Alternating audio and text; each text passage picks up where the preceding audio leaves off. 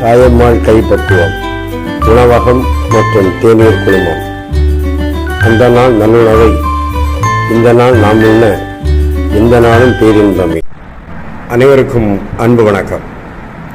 நாம் இப்பொழுது தாயம்மா கைப்பக்குவம் இயற்கை உணவுப் பொருள் அங்காடி மற்றும் உணவகம் கூடவே தேநீர் குழுமம் ஆகியவற்றின் நிறுவனராகிய கோட்டாறு எல்கே கௌதமன் அவருடன் உரையாட இருக்கின்றோம். இயற்கை உணவுப் பொருளை பற்றி இப்பொழுது தன்னுடைய அறிமுகத்தோடு கைக்குத்தல் அரிசியினுடைய பலன்களையும் கூறுவார். வணக்கம் நண்பர்களே. பொதுவாக இப்போ நம்ம வீடுகளில் அநேகமான வீடுகளில் பரிமாறிக்கொண்டிருப்பது முழுக்க பாலிஷ் செய்யப்பட்ட அரிசி தான் சாப்பிட்டுருக்கோம்.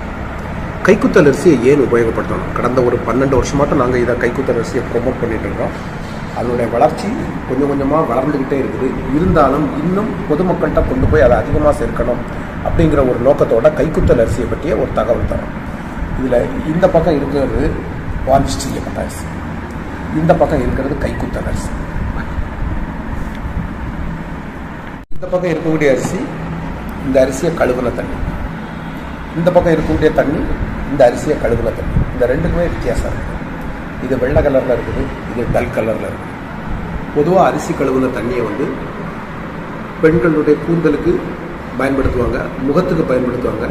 சின்ன பிறந்த குழந்தைகளுடைய கை கால் நீட்சிக்கு பழைய காலத்து ஆட்சிமார்கள் வந்து தடவி விடக்கூடிய பழக்கம் இருக்குது. இது நம்ம ஒரு பாரம்பரிய பழக்கம். இப்போது இந்த 2 சோறையும் பாருங்கள். இது வந்து முழுக்க வெள்ளை சாதத்தில் பொங்குன சோறு, இது முழுக்க கைக்குத்தல் அரிசியில் பொங்குன சோறு. இந்த சோறு பொங்குறதுக்கு எக்ஸ்ட்ரா டைம்ங்கிறதே பெரிய அளவில் இல்லை. ஒரு 3 நிமிஷம் தான் ரெண்டுக்கும் வித்தியாசம் வருது. இது வந்து ஒரு ஆரோக்கியத்தை பற்றி சிந்திக்கும் போது இது ஒரு பெரிய டிஃபரன்ஸாக ஒன்றும் தெரியலை, வித்தியாசம் தெரியல. அதுக்கு அடுத்து இந்த சோறை எதுக்கெல்லாம் பயன்படுத்தலாம்னா, ஆர்டினரி சோறு, இதுக்கு மேலே வெஜிடேரியன் பிடிக்கக்கூடியவங்களுக்கு வெஜிடேரியன் குழம்பு, நான் வெஜிடேரியன் குழம்பு விட்டு சாப்பிட்டா ரெண்டுலேயும் சுவையில் வந்து ஒரு பெரிய வித்தியாசம் இல்லை. ஒரு சின்ன வித்தியாசம் இருக்கும். அது வந்து பார்வையில் ஏற்படக்கூடிய ஒரு வித்தியாசம் தானே தவிர சுவையில் பெரிய வேறுபாடு இல்லை. ஆகையினால் நம்ம இதை இல்லங்களில் கொண்டு போய் திருப்பி பயன்படுத்துவதில் எந்த ஒரு இடர்பாடும் இல்லை. சரி, இப்போ வந்து கைக்குத்தல் அரிசின்னு சொன்ன உடனே நம்ம மாவட்டத்து மக்களுக்கு நினைவுக்கு வரக்கூடியது வந்து சம்பா கைக்குத்தல் அரிசி தான் நினைவுக்கு வரும். ஆனால் சம்பா மட்டும் இல்லாமல் பொன்னி கைக்குத்தல், இட்லி அரிசி கைக்குத்தல், சம்பா பச்சரிசி கைக்குத்தல், எல்லா வகையான அரிசிகளையும் நம்ம கைக்குத்தல் அரிசியாட்டு பயன்பாட்டுக்கு கொண்டு வர நம்மளால் முடியும்.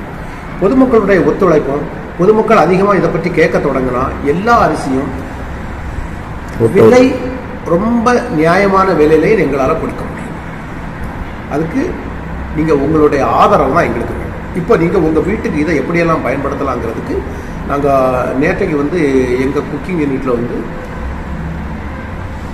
முதல் நாள் பாலிஷ் அரிசியும் 2வது நாள் கைக்குத்தல் அரிசியும் செய்த லெமன் சாதம் நண்பர்களில் நிறைய பேருக்கு கொடுத்ததில் வந்து கிடைத்த ரிசல்ட் என்னன்னா, யாருக்குமே பெரிய வித்தியாசம் தெரியல, 2மே நல்லா இருக்குன்னு சொன்னாங்க.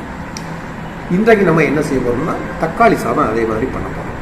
இந்த தக்காளி சாதத்தையும் நண்பர் அரசு அவர்கள் நீங்கள் என்ன செய்யணும்னா, இன்றைக்கி சோறு பொங்கின உடனே நம்ம நண்பர்கள் வாடிக்கையாளர் இல்லை நண்பர்களுக்கு கொடுத்து டேஸ்ட் வித்தியாசம் என்ன இருக்குங்கிறத நீங்கள் அவங்ககிட்ட ஒரு இன்டர்வியூ பண்ணுங்கள்.